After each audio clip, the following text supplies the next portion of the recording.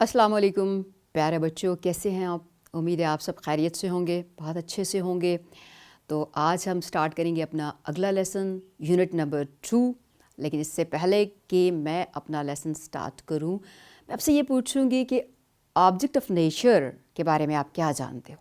Object of nature क्या होते हैं? Yes, try. शाबाश, वंडरफुल। ऑब्जेक्ट ऑफ नेचर मसलन trees, plants, grass, sun, moon, stars, all these are object of nature, अल्लाह ताला की बनाई हुई चीज़ें। अच्छा, ये जो आज का हमारा यूनिट है, जो हमारा टॉपिक है गोल्डन सन, बेसिकली वो एक पोएम है जो कि लिखी है लेनोर हैट्रिक ने, और ये भी एक ऑब्जेक्ट ऑफ नेचर के बारे में है जो कि बहुत इम्पॉर्टेंट है हमारे लिए। और वो है क्या? शाबाश, सन, गोल्डन सन। तो first of all I will read the text, the poem, you will repeat after me, and if there will be any confusion, you can revise the video, you can go back and then you can listen once again. ठीक है, घबराना नहीं है। Let's start the poem. Great, glorious, golden sun, shine down on me today.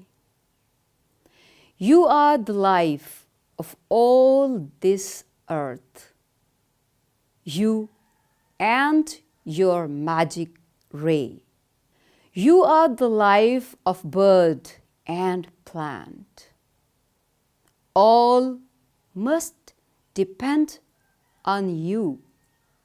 Shine down, great sun, the whole day long. Shine from the heavens blue. ये एक poem है जो कि सन के बारे में है, और इसमें क्या बताया गया है? सन की अहमियत, इसकी इम्पॉर्टेंस हमारी ज़िंदगी में, प्लांट्स की ज़िंदगी में, एनिमल्स की ज़िंदगी में, जो लिविंग ऑर्गेनिजम्स होते हैं उनकी ज़िंदगी में सूरज की क्या इम्पॉर्टेंस है। सूरज हमारे लिए बहुत ज़रूरी है क्योंकि इससे हमें हरारत मिलती है, रोशनी मिलती है, जिसके बगैर ज़िंदगी का तस्वुर नहीं है। उम्मीद है आपको अच्छे से समझ में आ गया होगा कि ये जो पोएम है वो किस बारे में है। अपना ढेर सारा ख्याल रखें, बहुत सारी दुआओं में। अल्लाह हाफ़िज़।